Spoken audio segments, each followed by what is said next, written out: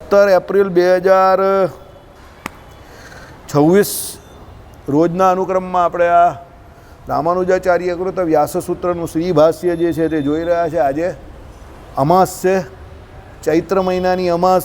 કાલથી વૈશાખ શરૂ થવાનો છે. આજથી જ ગરમીની અસર તમને દેખાય જ છે. વૈશાખ મહિનાનો ધોમધકતો તાપ, એટલે આજથી ગરમીની ઇફેક્ટ તમને દેખાય છે. હજુ પણ આ બધા જે કોઈ પથ્થર જે છે બધા ગરમ જ લાગે છે. એટલે આપણે ગુજરાતીના પાઠમાં આવતું હતું ને વૈશાખનો ધોમધકતો બપોર, તે વૈશાખ મહિનાની શરૂઆત થવાની છે. વૈશાખ મહિનામાં આપણા સંપ્રદાયમાં ઘણા બધા મંદિરોમાં પાટોત્સવ આવે છે. એટલે આપણા માટે વૈશાખ મહિનો આમ જોવા જઈએ તો બહુ સારો છે. બધા પાટોત્સવો બહુ છે. આપણે ત્યાં નારાયણ મુનિદેવનો પાટોત્સવ, કચ્છભુજમાં બી પાટોત્સવ આવશે વૈશાખ મહિનામાં જ. પેલી બાજુ કદાચ ધોલેરામાં બી પાટોત્સવ આવશે. હા, જુનાગઢમાં બી આવશે. જુનાગઢમાં આપણો બી હતો કલાક નહીં થયેલો તે. એટલે આપણે ત્યાં વૈશાખ મહિનો બહુ પાટોત્સવનો મહિનો કહેવાય, બહુ સારો મહિનો. ગરમી ખરી, પણ એવું પણ કહે કે સાંજ પછી કદાચ જો વૈશાખી વાયરો વાય તો થોડીક પવન પણ આવે. પણ બપોરનો સમય તો વૈશાખ મહિનામાં તપે એટલે તપે, જે પ્રકૃતિ એવી છે. ચાલો, હવે ગઈકાલે આપણે જોયું કે બ્રહ્મનું સ્વરૂપ જે છે તે જ્ઞાન રૂપે જ કથી શકાય એવું છે, અને સ્વયં પ્રકાશ છે. એટલે ભગવાન જે છે તે સ્વયં પ્રકાશ છે. ભગવાનને પોતે પોતાની હિસાબે પ્રકાશમાન થવા માટે, એટલે ભગવાનને જાણવા જેવું આ દુનિયામાં એવું કંઈ નથી કે જે કોઈ બીજો જણાવે. ભગવાનથી કોઈ વસ્તુ આ જગતમાં એવી નથી કે જે અંજાન હોય. જીવના અંદર શું ચાલે એ પણ ભગવાન જાણે. માયામાં, કારખાનામાં, એવું અનંત કોટી બ્રહ્માંડમાં કંઈ નથી જે ભગવાન ન જાણતા હોય. કારણ કે સર્વનું કારણ એ પરમાત્મા જ છે. હવે જેનું કારણ એ પરમાત્મા છે, તો એ કાર્ય ગમે ત્યાં હોય ને ગમે તેવું હોય ને ગમે એવું મોટું હોય કે નાનું હોય ને ભગવાન એને જાણતા જ હોય. બરાબર? ચાલો. સો કામયત બહુશ્યામ તદેક્ષત બહુશ્યામ તન્નામ રૂપાભ્યામ વ્યાક્રિયત ઉપનિષદ. એણે ઈચ્છ્યું કે હું બહુ થાઉં. કોણે ઈચ્છ્યું? એણે એટલે બોલ ભાઈ. એણે ઈચ્છ્યું કે હું બહુ થાઉં. જે તે નહીં ઈચ્છ્યું એટલે તું બહુ નહીં થયો, અને હું પણ નહીં થયો, અને આ પણ નહીં થયો. તો આવું કોણે ઈચ્છ્યું કે હું બહુ થાઉં? ભગવાને ઈચ્છ્યું. Very good. ભગવાને એવું ઈચ્છ્યું કે ભાઈ હું બહુ થાઉં. બહુ એટલે એ ભગવાન એકલા હતા પ્રલયકાળને વિશે, પોતાના ધામને વિશે.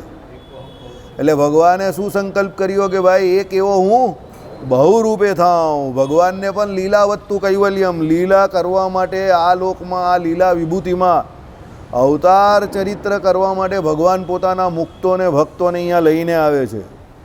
અને ભગવાનનો જે મેઇન પાર્ષદ, બરાબર, જે ભગવાનથી અતિ નજીક હોય એને તો ભગવાન મેઇન રોલ વિલનનો આપે છે. જયને વિજય. બરાબર. કાલે આપણે રાતની સભામાં શું જોયું? દંતવક્ત્ર અને શિશુપાલ બંનેનો ભગવાને ઉદ્ધાર કર્યો. એ બંને કોણ હતા? ભગવાનના સાધર્મ્યપણાને પામ્યા. કાર ધર્મ એટલે મૃત્યુને પામ્યા. પછી કેમ? બંને ભગવાનના પાર્ષદ હતા. શિશુપાલ હતો તે જય હતો, અને દંતવક્ત્ર હતો તે વિજય હતો. પેલામાં હિરણ્યાક્ષ હતો તે જય હતો, હિરણ્યકશુપી વિજય હતો. પછી રાવણ હતો તે જય હતો, અને કુંભકર્ણ હતો તે વિજય હતો. એટલે જય અને વિજય એ પણ ભગવાનની હરોળના, ભગવાનના જ ત્યાંના મુક્તો. તો ભગવાન એમને અહીંયા એટલા માટે લાવ્યા કે ભાઈ ભગવાન પોતાના, આપણા જેવા જે ભક્તો એના માટે પોતાના ચરિત્રરૂપી સૌથી મોટું મૂલ્યવાન જે ખજાના જેવું જે કહેવાય એ છોડી શકે. એટલે ભગવાને એ લોકોને તૈયાર કર્યા. બિચારા બહુ દુઃખી થઈ ગયેલા સંકાદિકના શ્રાપે કરીને કે અહીંયા આ જગ્યા પર અમને શ્રાપ થયો. ભગવાન કહી દુઃખી ન થાવ, આ તો અમારો સંકલ્પ હતો કે તમે એમ કહી કે આ પ્રમાણે આ લોકમાં તમે કેવી રીતે આવો, એમ કહી અમારે આવું છે. તો હા, નજીકના સંબંધી જ હતા. એનો શિશુપાલ એનો ભાઈ જ કહેતો હતો, દંતવક્ત્ર એટલે એનો ભાઈ જ હશે એ પણ. કારણ કે દંતવક્ત્રની કહાની જે છે ને તે એટલી નથી આવતી ભાગવતજીમાં કે બીજા એમાં પણ. દંતવક્ત્રનું પિક્ચર, એનું જે કેરેક્ટર જે છે ને બહુ નાનું છે. શિશુપાલનું વધારે છે. હા, એ તો આવે છે પણ બહુ નાનું. એમાં પણ એક જ અધ્યાયમાં એની કહાની પૂરી થઈ જાય છે. એક અધ્યાયમાં પણ તમને કહું કે 1 કે 2 ફકરામાં જ પૂરી થઈ જાય છે. આપણું આ ભુજનું ભાગવત છે એમાં જોયું ને 1 કે 2 ફકરામાં દંતવક્ત્રની કહાની પૂરી. બરાબર. એટલે દંતવક્ત્ર વિશે વધારે કોઈ કહાની આવતી નથી, પણ છે એ ભગવાનનો પાર્ષદ જ.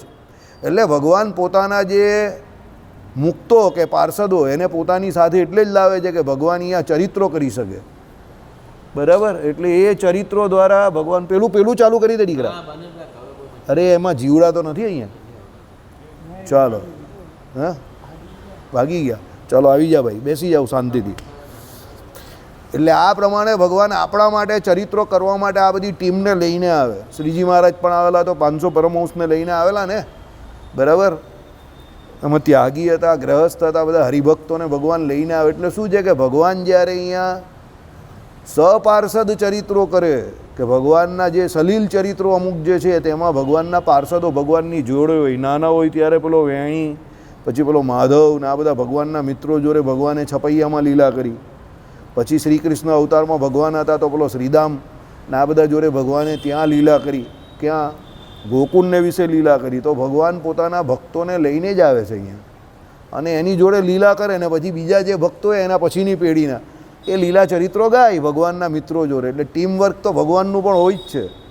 એકલા ભગવાન પોતે નથી આવતા, એની જોડે ટીમને લઈને આવે છે. જરૂર કોઈને નથી ભગવાનને, પણ આપણે ગમે એવા ચરિત્રો ભગવાન બીજાની જોડે કરે એટલે એ ભગવાન આ બધા ચરિત્રો કરતા હોય. દાખલા તરીકે ભગવાનને કોઈ એમ કહે કે ભાઈ સુખદેવજી જેવા એમ કહે કે મહારાજે જે વચનામૃતમાં કહ્યું પ્રમાણે કે ત્યાગી, બરાબર, જન્મજાત બ્રહ્મચારી, હવે એમણે ભગવાન શ્રી કૃષ્ણના એમ કહે કે રાસલીલાના પદો અને ચરિત્રો કેવી રીતે ગાયા અને કેમ ગાયા. અરે ભાઈ ભગવાન કે એ પ્રમાણે આત્મા અને પરમાત્માનું એ મિલન છે. એટલે કહેવાનું તાત્પર્ય શું છે કે જેમ કોઈ નાનું બાળક પોતાનો પડછાયો પેલી મિરરમાં એટલે અરીસામાં જોઈને રાજી થાય, અને આપણે પેલા મેળામાં જઈએ ત્યાં પેલા અલગ અલગ પ્રકારના પેલા કોન્કેવ કયા મિરર હોય ને, પેલો કોઈ એકમાં મોટો દેખાય, એકમાં નાનો, એકમાં અલગ દેખાય, બધું એ અલગ અલગ 3-4 પેલા એના એ દેખાય પ્રતિબિંબો, તો પેલો કેવો ખુશ થાય. એમ ભગવાન આત્મારૂપી પોતાનો અંશ, બરાબર. એટલે અંશ એટલે કેવું, એના જેવા અમુક ધર્મો ભગવાને જે એને આપેલા, જે રીતે જે અંશ જે છે એની જોડે રમણ કરીને ભગવાન પણ બહુ રાજી થાય છે, બરાબર. એટલે એમાં જેન્ડર ઉપર નથી જવાનું કે ભાઈ ગોપીઓ સ્ત્રીલિંગ છે ને ભગવાન પુલ્લિંગ છે. એમાં આત્મા અને પરમાત્મા ઉપર જવાનું છે, બરાબર. ચાલો પછી એણે વિચાર કર્યો કે હું બહુ થાઉં. ભગવાને શું વિચાર કર્યો કે હું બહુ થાઉં, એકલો છું તો હવે બહુ રૂપે થાઉં. એટલે ભગવાનના સંકલ્પથી આ દુનિયા થઈ. નામ અને રૂપથી વ્યાકરણ એટલે પૃથક્કરણ પામ્યું. એટલે નામ ને રૂપથી બધું જુદું જુદું થયું. નામ રૂપ વગર જુદું પડે એવું પણ નથી. સમજો, તમારે કોઈ પણ જગ્યા પર કંઈ પણ જુદું પાડવું હોય તો એનું નામ ને રૂપ તો જુદું પડેલાનું પણ પાડવું પડે ને પેલું પહેલું છે એનું પણ પાડવું પડે. દાખલા તરીકે તમે દૂધની અંદર રાત્રે આટલું દહીં નાખ્યું તો બીજે દિવસે એ દૂધ શું થઈ જશે? દહીં થઈ જશે ને. તો એ દૂધને દહીં બનાવવા માટે તમારે રાત્રે અંદર શું પેલા એના રૂપે રાખવું પડે? મોરવણ રૂપે શું રાખવું પડે? દહીં નાખવું પડે અંદર. હવે એ દૂધમાંથી જ દહીં થાય છે, પણ પછી એ દહીંમાંથી દૂધ પાછું નહીં થતું. તો તમારે એને દહીં બનાવવું હોય તો એની અંદર દહીં તો નાખવું પડે. એટલે નામ રૂપ બદલાઈ જાય. રાત્રે ફર્સ્ટ ક્લાસે લિક્વિફાઈડ શું હતું? દૂધ હતું. સવારે થોડુંક ઘટ શું થઈ ગયું? દહીં થઈ ગયું. ટેસ્ટ પણ બદલાઈ જાય બંનેનો, બરાબર. દૂધનો દૂધ જેવો ટેસ્ટ છે એના કરતાં દહીં તમે જોજો, સામાન્ય રીતે એવું બને, સામાન્ય રીતે 80-90% કેસમાં દૂધ બહુ ઓછાને ભાવતું હોય અને દહીં બહુ ઓછાને ન ભાવતું હોય. જોજો, દહીં ખાવાની બધા શાહ પાડે. દહીં ખાતા રોકવા પડે, ભાઈ દહીં નહીં ખાતો વધારે માંદો પડી જાય, સાંજે નહીં ખાય, આમ તેમ. બાકી દહીં સારું જ છે આમ તો શરીર માટે, આ ઋતુમાં તો બહુ સારું. બપોરે ખાવાનું એમ. તો દહીં જોજો બધાને જ ભાવતું હોય. દહીં ખાવા માટે તમારે કોઈને આગ્રહ નહીં કરવો પડે. દૂધ પીવડાવવા માટે છોકરાઓને પણ આગ્રહ કરવો પડે. અંદર કંઈ ફ્લેવર નાખવી પડે, કંઈ ખાંડ નાખવી પડે, આવું બધું કંઈ તમારે ટીકડમ કરવું પડે એમ. આમ ના જ પડી જ ને, આયુષ ઘટે. રાતના નહીં ખાવાનું, રાતના દહીં બિલકુલ નહીં. બપોરે ખાવાનો શ્રેષ્ઠ ટાઈમ છે, બેસ્ટ ટાઈમ બપોર છે. બપોરે આ ઋતુમાં તો દહીં ને લસ્સી ને, કાં ગયા પંજાબ દ પુત્ર પટિયાલા આપકા નહીં ખાય. બપોરે ખાય. રાતના દૂધ જ હોય. એ લસ્સી પટિયાલા લસ્સી એ લોકોની, બરાબર, બડે બડે ગ્લાસવાળી. બરાબર. નહીં, છાશ નહીં. છાશ તો ગુજરાતમાં આપણા ત્યાં તો લસ્સી જ હોય. ત્યાં તો લસ્સી જ હોય. ત્યાં તો વોશિંગ મશીનનો ઉપયોગ જ એ લોકો. હા, આ લોકોમાં પાણી જ નહીં નાખે. બેઠું દહીં હોય એને વોશિંગ મશીનમાં જ નાખી દે. વોશિંગ મશીનમાં નાખી દઈએ થોડી ખાંડ, એટલે પછી ડ્રેનર હોય ને એટલે એનાથી ડ્રેન કરીને સીધી લસ્સી આપી દઈએ મોટા મોટા ગ્લાસમાં, ઉપર પાછી મલાઈ નાખે જોરદાર. પંજાબમાં વોશિંગ મશીનનો ઉપયોગ લસ્સી બનાવવામાં જ કરે, કપડાં વપડા નહીં ધોએ એ લોકો, બરાબર. ચલો, કપડાં લોન્ડ્રીમાં ધોવડાવે પણ લસ્સી વોશિંગ મશીનમાં લસ્સી બનાવે, બરાબર. કોઈ દિવસ બનાવેલી જ તે, બહુ ટોપ લાગે, બહુ જોરદાર. ચાલો, એટલે નામ ને રૂપથી જ પૃથક્કરણ થાય એટલે જુદું જુદું પડે. દહીંનું દૂધ થયું, નામ બદલાઈ ગયું, રૂપ પણ બદલાઈ ગયું, બદલાયું ને. રૂપ એટલે ભલે કલર ભલે સફેદનો સફેદ પણ રૂપ બદલાઈ ગયું ને. પેલું તો આમ હતું ને પેલું કેવું થઈ ગયું એકદમ, બરાબર. એટલે નામ રૂપથી જ પૃથક્કરણ પણ એટલે જુદા જુદા પણ થાય. ભાઈ બાપ દીકરા છે તો બાપ દીકરાનો સંબંધ તો અલગ અલગ છે જ, નામ પણ અલગ અલગ છે એટલે નામ પણ અલગ થઈ ગયું, રૂપ પણ અલગ અલગ થઈ ગયું. ભાઈ આ બાપા છે, આ એનો દીકરો છે, એટલે નામ રૂપ જે છે એના વગર પૃથક્કરણપણું એટલે જુદા જુદાપણું શક્ય નથી. એટલે આપણે તો આ નામની વ્યવસ્થા રાખેલી છે ને, સમજો. આ પેઢી દર પેઢી પણ જે નામની વ્યવસ્થા જે છે તે એટલા માટે જ છે કે એકબીજાથી તમે જુદા પાડી શકો. પહેલાંમાં નહીં હતા વિક્રમાદિત્ય પહેલો પ્રથમ, વિક્રમાદિત્ય બીજો, તેમાં નામ સેમ હોય તો પણ એ પ્રમાણે રાખે, પહેલો બીજો ત્રીજો, એટલે એનાથી એના કાર્યની ને એની ઓળખાણ થાય, બરાબર. ચલો, આમ બ્રહ્મ જ સંકલ્પે કરી વિવિધ સ્થાવર જંગમ રૂપે નાના પ્રકારનું બની રહ્યું છે. નાના પ્રકારનું એટલે નાનું થઈ ગયું ને, જુદું જુદું વિવિધ પ્રકારનું. ભગવાને શું કહ્યું?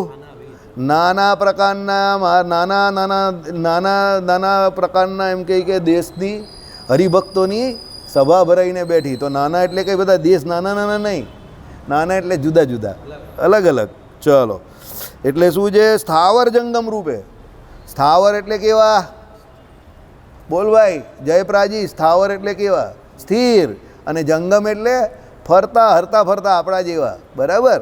ચલો, એટલે જંગમ રૂપે નાના પ્રકારનું બની રહ્યું છે. એટલે એથી ઉલટું અબ્રહ્માત્મક વસ્તુનું નાનાત્વ તે ખોટું છે. માટે એનો અબ્રહ્માત્મક વસ્તુ નાનાત્વનો નહીં કે બ્રહ્માત્મક વસ્તુ નાનાત્વનો નીચેની શ્રુતિઓ વડે નિષેધ કરવામાં આવે છે, બરાબર. એટલે અબ્રહ્માત્મક વસ્તુનું નાનાત્વ એટલે જુદા જુદાપણા જેવું કંઈ છે જ નહીં. હકીકતમાં તો અબ્રહ્માત્મક આખી દુનિયામાં કંઈ છે જ નહીં, કારણ કે બ્રહ્મ જ બધાનું કારણ હોય તો અબ્રહ્માત્મક હોય જ શું? ભગવાન જ બધાનું કારણ હોય તો પછી દુનિયામાં ભગવાન વગરનું હોય જ શું? તમે માનો કે ન માનો એ અલગ વાત છે, પણ જે હોય તે તો હોય જ ને, બરાબર. હા, કારણ હંમેશા કાર્યમાં રહેવું જોઈએ. તમારા બાપા જોડે તમે બોલો કે ન બોલો, એનું તમારી પાછળ એમનું નામ લગાડો કે ન લગાડો, પણ એ તમારું કારણ છે અને છે જ. કે એમાં બાપા જોડે મને નથી ભાવતું, ભાઈ નહીં ભાવતું એ અલગ વાત છે, બરાબર. પણ તમારા નામની પાછળ એમનું નામ લાગવાનું એટલે લાગવાનું, કારણ કે એ શું છે? તમારું કારણ છે. સમજી ગયા અશોકભાઈ? હા, એટલે તમારે એને જીવતા જીવત માની લેવું, એમાં જ ફાયદો છે કે એ તમારા કોણ છે? બાપા છે, બરાબર.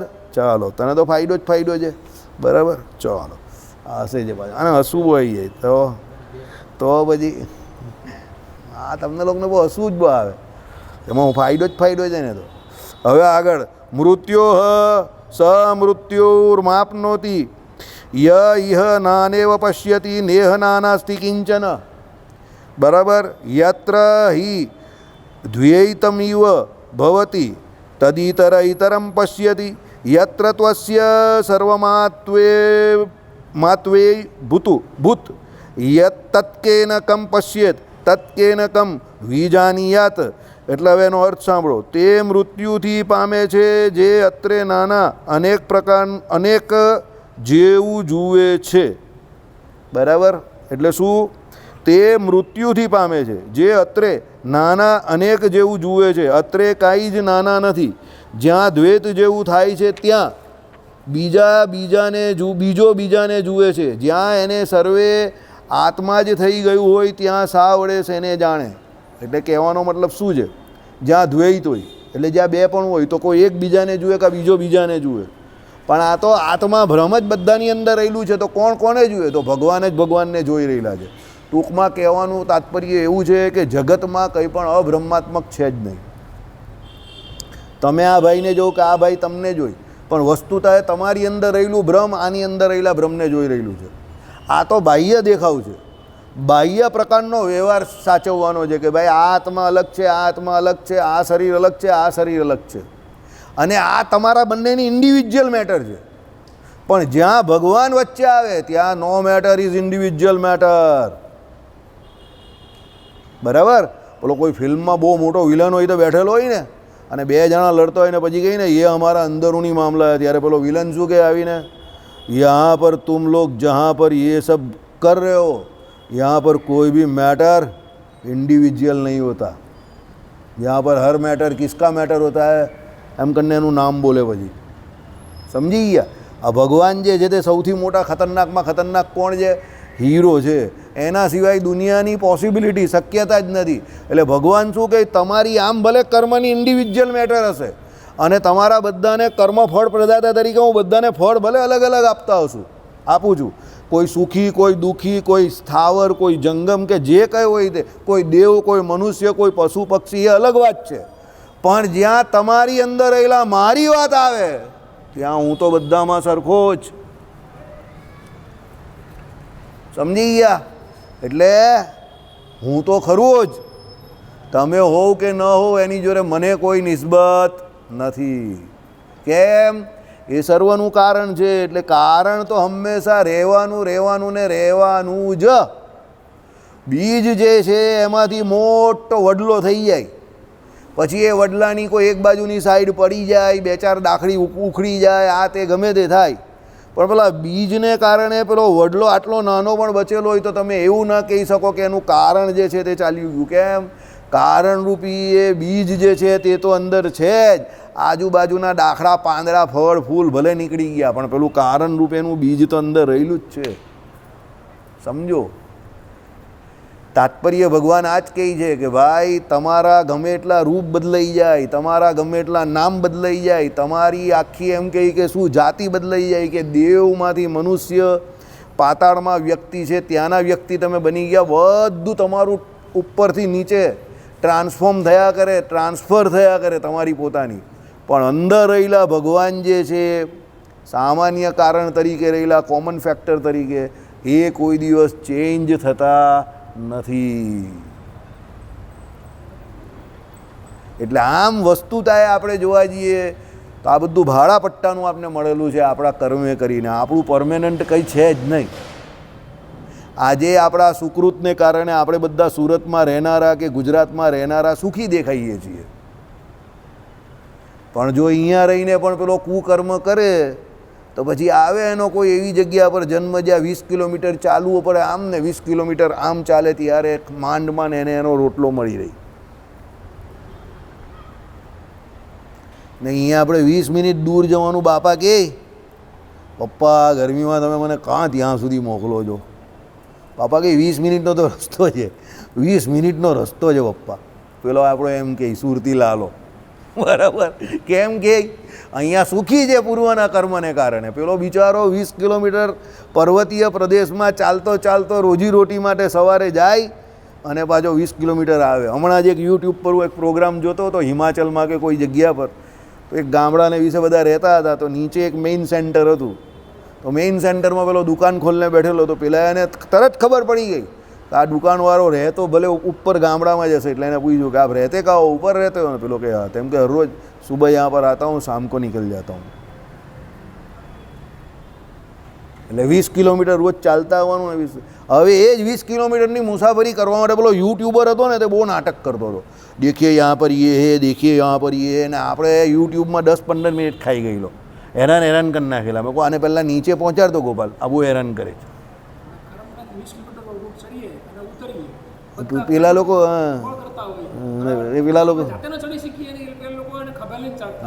એટલે એ જ તો કર્મની કઠણાઈ છે ને અશોકભાઈ.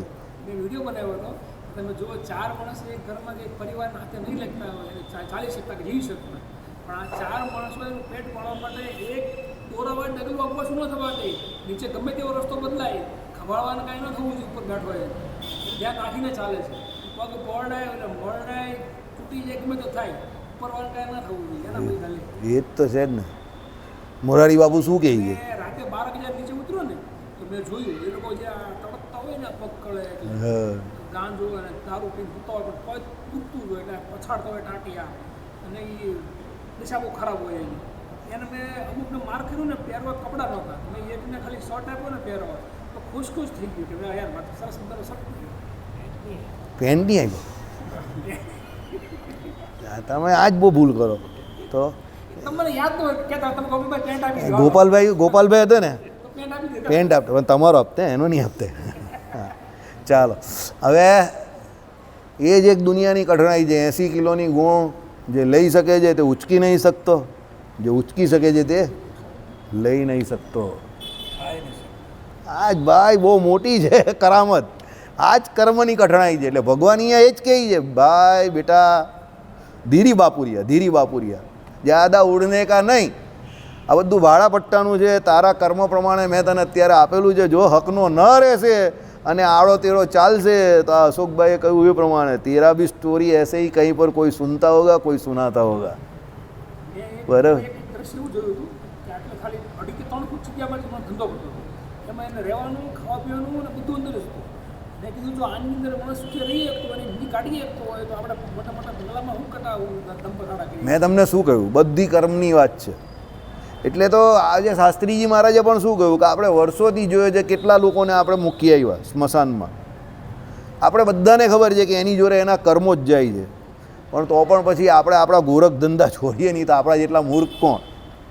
એકાદશ સ્કંદની કથામાં આજે જ શાસ્ત્રીજી કહેતા હતા. એટલે તાત્પર્ય આ જ છે. ભગવાન આપણે એ જ શીખવાડે છે શાસ્ત્રો જો, આ દીકરા તારું કંઈ જ નથી, આ જગતનું કારણ પણ હું જ છું, છેલ્લે બધું મારી અંદર જ છે, તું પણ મારી અંદર છે, બધું મારું જ છે. તને ખાલી મેં તારા સુકૃતને હિસાબે વાપરવા આપેલું છે. હવે તું એનો સદવ્યય કર, દુર્વ્યય કર. એ તને હું પાછો એના માટે જ્ઞાન શક્તિ પણ સ્વતંત્ર રીતે આપું છું. તું વાપર, તારે જે કરવું જ તે. પછી તું જે પ્રમાણે કરશે પછી હું તને એ પ્રમાણે કરીશ. બરાબર. ભગવાન કહે તારે જે કરવું હોય તો તું કરી લે, જ્યારે હું કરીશ ને ત્યારે તને બહુ ભારી પડી જશે. બરાબર. એટલે બુદ્ધિનો સદુપયોગ કરવો. ભગવાને જેટલી આપેલી છે ઓછી વધતી સારું જ કરવું. બીજાનું અહિત કરવાના બહુ પ્લાન કે મનસૂબા ઘડવા નહીં. બરાબર. નહીં તો પછી તમે જ દુઃખી થાવ. ચાલો. મહારાજ દયાળુ પ્રભુ. બહુશ્યામ પ્રજાએ એટલે બહુ થાવ, ઉત્પન્ન થાવ ઇત્યાદિ શ્રુતિથી જો સિદ્ધ છે કે બ્રહ્મ સ્વસંકલ્પે ખરી નાના નામરૂપ ધારણ કરે છે તે એ નાના પ્રકારનો અત્રે કાય ઉપરની શ્રુતિઓમાં નિષેધ થતો નથી. યત્ર ત્વસ્ય સર્વમાં મેત્વાભૂત એટલે જ્યાં એને સર્વે આત્મા જ થઈ રહ્યું છે ઇત્યાદિ નિષેધ વાક્યો દ્વૈતના નિષેધ કરનારા વાક્યોમાં જ આ નાના પ્રકારત્વ નીચેના શબ્દો વડે સ્થાપ્યું છે. સર્વમ તમ પરાદારધ્યો એટલે ઉપનિષદ સર્વ વસ્તુએ એને ત્યજી દીધો છે.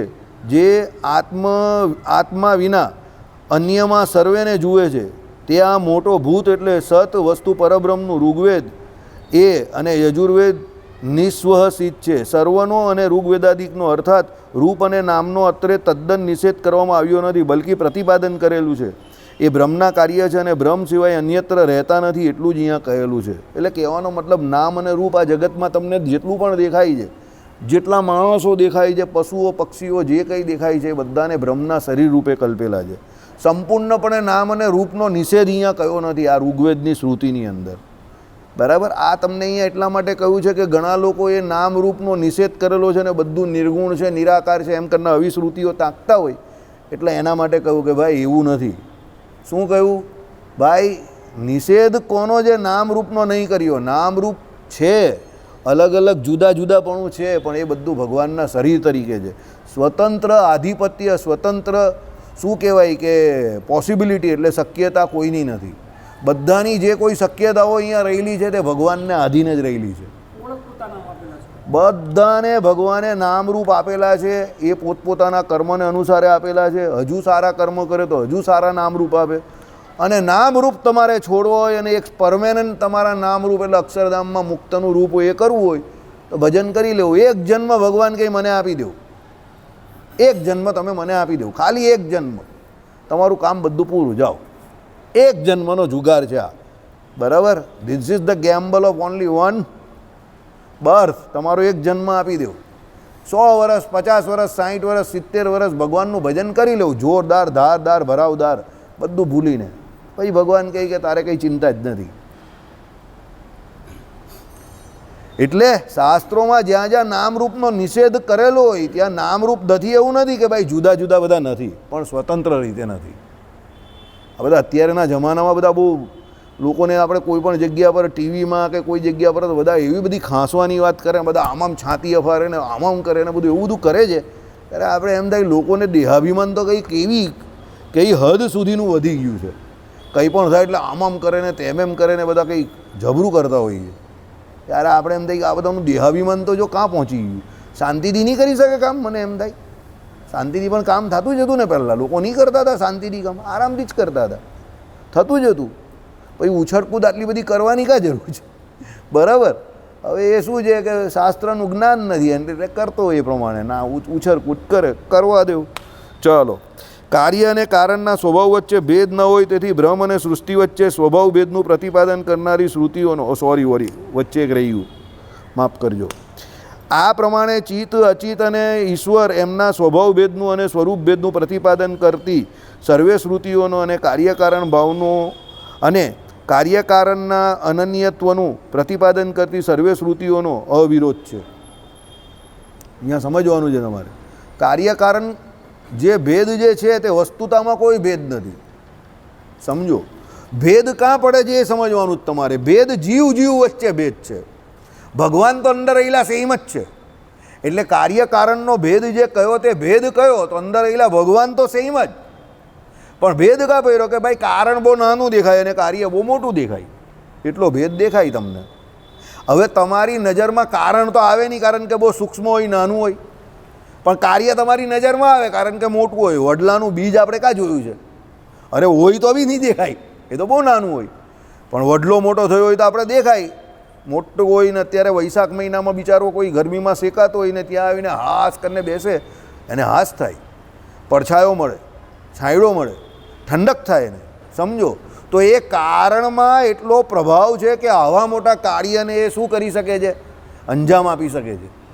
સમજો, હવે એ કારણ તો નાનું જ હતું પણ એનામાં સક્ષમતા કેટલી છે? મોટું કાર્ય કરવાની સક્ષમતા છે. એમ પરમાત્મા જ્યારે સૂક્ષ્મ રૂપે હોય ત્યારે કોઈને દેખાતા નથી, પણ એનું આ કાર્ય તમે જોવો ત્યારે તમને લાગે કે ભગવાન કેવા હશે.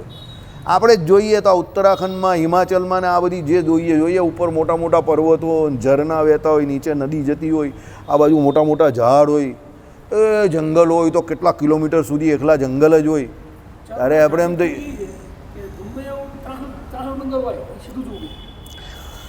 ચાલો, એટલે શું કહ્યું? કાર્ય અને કારણ સ્વભાવ વચ્ચે ભેદ ન હોય તેથી બ્રહ્મ અને સૃષ્ટિ વચ્ચે સ્વભાવ ભેદનું પ્રતિપાદન કરતી શ્રુતિઓનો બ્રહ્મ અને સૃષ્ટિ વચ્ચે કાર્ય કારણ ભાવનું કાર્ય કારણ ભાવનું એક મિનિટ હા એક પાનું વચ્ચે રહી ગયું, એવું કેમ આવું થાય છે? પ્રતિપાદન કરની શ્રુતિઓ સાથે વિરોધ ભાસે છે. કારણથી કાર્ય અન્ય ન હોય એટલે તેથી સ્વરૂપ ભેદનું પ્રતિપાદન કરનારી શ્રુતિઓનો કાર્ય અને કારણ વચ્ચે અન્યતાનું પ્રતિપાદન કરનારી શ્રુતિઓ સાથે વિરોધ ભાસે છે. બંનેના વિરોધનો એ પરિહાર કરે છે. સ્વભાવ ભેદ ધર્મથી જુદાઈ, સ્વરૂપ ભેદ અસ્તિત્વથી જુદાઈ. જ્યાં જ્યાં આ પ્રમાણે સ્વભાવ અને સ્વરૂપના ભેદની વાત કરેલી હોય તો ત્યાં શું માનવાનું? ધર્મની જુદાઈ. ભાઈ ધર્મો જુદા જુદા છે ને, આપણે ભલે ચેતન છે કે માયા ભલે જડ છે, તો આપણા અને માયાના ધર્મો અલગ અલગ છે. આપણે ભલે ચેતન છે અને પરમાત્મા ભલે ચેતન છે, પણ આપણા અને પરમાત્માના ધર્મોમાં ફેર છે. એટલે સ્વરૂપ જે છે તે બંનેના અલગ અલગ છે. તો એવી શ્રુતિઓ અલગ અલગ જ્યાં હોય ત્યાં તમારે શું સમજવાનું કે ભાઈ એક સ્વરૂપની વાત કરેલી છે તે જીવાત્માના સ્વરૂપની વાત છે, બીજા સ્વરૂપની વાત કરેલી છે તે પરમાત્માના સ્વરૂપની વાત છે. કેવી રીતે? પરમાત્માનું સ્વરૂપ કેવું છે? સર્વવ્યાપક છે. જીવનું સ્વરૂપ કેવું છે? અણુપરિમાણ છે. હવે બંનેમાં ચેતનત્વનો ગુણ છે, પણ પરમાત્માનું ચેતનત્વ જે કયું? સચ્ચિદ આનંદમાં ચેતનત્વ. તો પરમાત્મા શું છે? આખા અનંતકોટી બ્રહ્માંડમાં જેટલા જીવો એ બધામાં શું જ રહેલું જ તે જાણે. હવે મેં તને હમણાં ગાળ દીધી પણ તને ખબર પડી ના? આપણે નહીં જાણતા એકબીજાને. મેં તને હમણાં બહુ મોટી ગાળ આપી નથી આપી, આ તો ખાલી કહું છું, ખાલી ઉદાહરણ આપ્યું કે હું શું વિચારું તે તને નહીં ખબર, તું શું વિચારે તે મને નહીં ખબર. ચેતન તો આપણે બે પણ છે ને ભગવાન પણ છે. સમજો, પણ મેં તને ગાળ દીધી હોય તો ભગવાનને ખબર પડે, પણ તને દીધી પણ તને નહીં ખબર પડતી. સમજ્યા મારી વાત? હા, એટલે આપણે મનમાં બોલીએ ભગવાનને ખબર પડે. હવે ચેતન તો આપણે બંને છે, ભગવાન પણ ચેતન, મેં પણ ચેતન ને તું પણ ચેતન, બોલો હું પણ ચેતન. પણ ચેતનત્વમાં પણ આટલો ફરક છે, ધર્મમાં જુદાઈ છે, સમજો. એટલે તો કહ્યું શ્રીજી મહારાજે કે એ તો કળિયુગમાં જીવને હિંમત રહે એટલે કહ્યું કે મને કરીને કોઈ કર્મ કરે એનું ફળ નથી, બાકી મને કરીને કર્મ કરેલો એનું પણ ફળ હોય. એટલે ભગવાને શું કહ્યું? અહિંસા ધર્મ કેવી રીતે પાડવાનો? મનસા વચના કર્મણા. એટલે મનથી પણ કોઈનું ભૂંડું ઈચ્છવાની ના પાડી જ મોટા ભાઈ. પછી મનમાં એવું નહીં બાર માણસ એ તારા જો કોઈ માણસ યાર લા ઝીલે યાર અંદરથી તો સમજી ગયા આપણે સમજ્યા, પણ અંદર બેઠેલા ભગવાન તો જાણે જ છે કે અંદર આ ચક્કી પીસિંગ મારિંગ કરી રહેલો છે. એટલે ભગવાનના ચેતનત્વમાં ને આપણા ચેતનત્વમાં ફરક છે. એટલે શ્રુતિઓ આ પ્રમાણે ભેદ કહી છે. શું કહી છે સાંભળો? સ્વભાવ ભેદ એટલે ધર્મની જુદાઈઓ. ધર્મ પણ બધાના જુદા જુદા છે આપણા. અને સ્વરૂપ ભેદ અસ્તિત્વની જુદાઈ. બંનેના અસ્તિત્વ જુદા જુદા છે ને. આપણે હવે દાખલા તરીકે આ જીવ જે છે તે અત્યારે અહીંયા રહેલો છે, તો અત્યારે આપણે બીજે રહેલા છે? નહીં રહ્યા. રૂપે કરીને પણ નહીં રહ્યા અને સ્વરૂપે કરીને પણ નહીં રહ્યા. અહીંયા એટલે અહીંયા જ છે. પણ પરમાત્મા તો અહીંયા પણ છે અને બીજે પણ છે, બધે જ અક્ષરધામમાં પણ છે. ક્યાં? વ્યતિરેકપણા અને અન્વયપણે અનંત કોટી બ્રહ્માંડમાં પણ રહેલા છે. સ્વરૂપ ભેદ પણ છે, સ્વભાવ ભેદ પણ છે. એટલે આવી સ્વરૂપ અને સ્વભાવ ભેદવાળી સ્મૃતિઓ જે છે એમાં વિરોધ નથી. એ સિદ્ધ રામાનુજાચાર્ય કરે છે કે ભાઈ જ્યાં સ્વરૂપ ભેદ અને સ્વભાવ ભેદની વાત કરેલી છે ત્યાં તમે એમાં વિરોધ નહીં સમજો. પણ હકીકતમાં શું છે? જીવના સ્વરૂપ, પરમાત્માના સ્વરૂપ, માયાનું સ્વરૂપ, જીવનો સ્વભાવ, માયાનો સ્વભાવ, પરમાત્માનો સ્વભાવ, એમાં ભેદ વાસ્તવિક છે ને છે. પણ પરમાત્મા એ જીવ અને માયા બંનેમાં અંતર્યામીપણે રહેલા છે. એ રીતે પરમાત્માનું એકત્વ કહ્યું છે કે એ ભગવાન બધે એક સરખા રહ્યા છે. પણ સ્વરૂપ અને સ્વભાવ તો બંનેના અલગ અલગ જ છે. એટલે એવી શ્રુતિઓ જ્યાં આવે ત્યાં આમ ભેદ સમજવાનો છે. સમજો, આ બધું લાંબુ લાંબુ અંદર લખેલું હોય, એક એક વાક્ય હું તમને સમજાવવા જાઉં તો સવાર પડી જાય. એટલે હું તમને તાત્પર્ય સીધું જ કહી દઉં. બરાબર? ચાલો.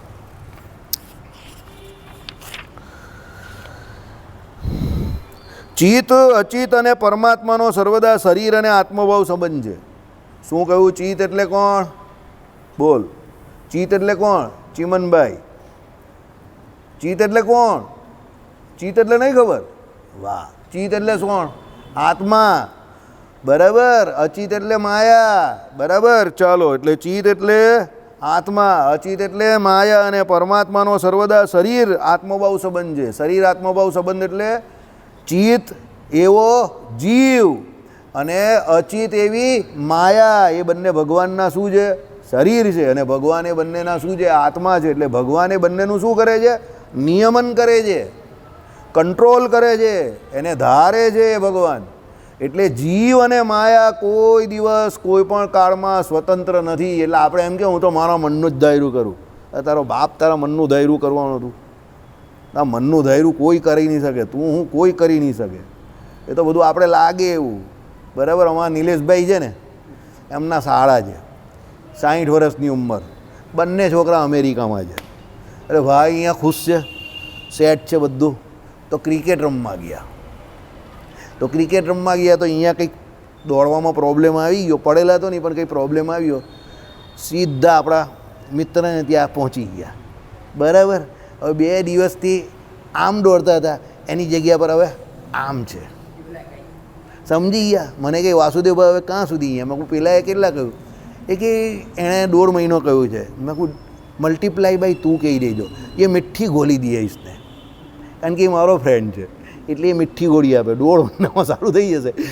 મલ્ટીપ્લાય બાય 2 એટલે કે 3 મહિના સુધી. મેં કહું હવે મેચ જોવાની, IPL રાત્રે આવે ને તો જોઈને ખુશ થવાનું કે આપણે 6 મારીએ છીએ, આપણે ચોક્કો મારીએ છીએ.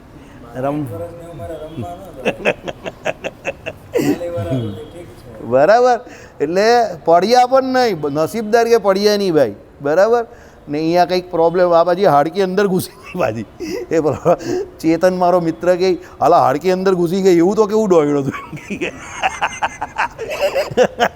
એ બાજુ બોલવા મારા જેવો. બકુભાઈ શાંતિ રાખ, નિલેશભાઈના શાળા છે તે કંઈ કહી નહીં એમ કહે, પણ હાલા બધો વિચિત્ર કોમ્પ્લિકેટેડ કેસ કરી નાખ્યો એમ કે બધો. ચાલો નહીં કર્યું, પેલો પાટો મારી દીધો છે એ કંઈ ઓપરેશન હમણાં જરૂર નથી, આવી જશે. ચાલો, શરીરભૂત ચિત્ત અચિત કારણ દશામાં જેના નામરૂપના વિભાગો બની શકે એવી સૂક્ષ્મ દશામાં હોય છે, અને કાર્ય દશામાં જેમાં એ વિભાગ ન બની શકે એવી સ્થૂળ દશામાં હોય છે, એમ પ્રતિપાદન કરનારી શ્રુતિઓ થકી તે અવિરોધ જણાય છે. એટલે શું કહ્યું અહીંયા કે ભાઈ બધું ભગવાનનું શરીર જે છે તેમાં શું કહ્યું, ચિત્ત અચિત કારણ દશામાં જેના નામરૂપના વિભાગો બની શકે એવી સૂક્ષ્મ દશામાં હોય છે. એટલે હવે એના પછી એ સૂક્ષ્મ દશામાં હોય પછી એનું નામ ને રૂપ હવે બનવાના છે, થવાના છે, એટલે એ સૂક્ષ્મ દશામાં છે. બરાબર, હવે એના નામરૂપ થવાના છે એ હિસાબે કહી. અને કાર્ય દશામાં જેમાં એ વિભાગ ન બની શકે એવી સ્થૂળ દશામાં હોય છે.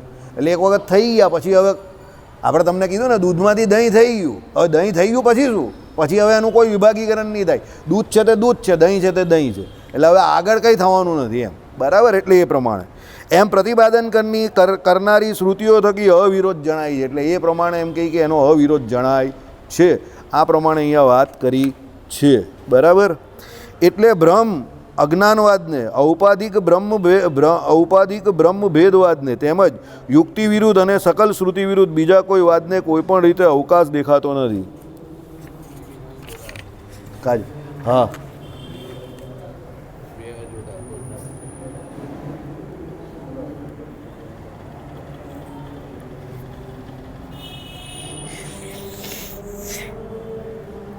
મળી લઈએ, ચાલ નહીં ગઈ. જય સ્વામિનારાયણ, મારું આમાં જરા ધ્યાન હતું એટલે. જય સ્વામિનારાયણ, જય સ્વામિનારાયણ, જય સ્વામિનારાયણ. એટલે ભેદ સર્વથા અસત છે. એટલે શું કહ્યું અહીંયા, બ્રહ્મ અજ્ઞાનવાદને, એટલે ભેદને અસત કહી તે કાયમ માટે. ભેદ અસત નથી, ભેદ સાચા જ છે. ભેદ જે છે તે સત્ય જ છે. કયો કયો ભેદ? જીવ અને ભગવાન વચ્ચેનો ભેદ. બરાબર, અજ્ઞાને કરીને અને અજ્ઞાને કરીને પ્રતીત થાય છે. જે અદ્વૈતીઓ કહે ને કે ભાઈ એ બ્રહ્મ જે છે તે જ જીવરૂપે અહીંયા કલ્પાય છે, વચ્ચે પેલી અવિદ્યા જે અજ્ઞાન છે એને કરીને ભેદ દેખાય છે. સાંભળો, અને એ અજ્ઞાન બ્રહ્મમાં રહેલું છે એવો વાદ, એ વાદ કેવો છે? ખોટો વાદ છે. એવું અહીંયા કોણે સાબિત કર્યું? જગતગુરુ રામાનુજાચાર્યએ. શ્રીપતિમ શ્રીધરમ સર્વદેવીશ્વરમ ભક્તિધર્માત્મજમ વાસુદેવમ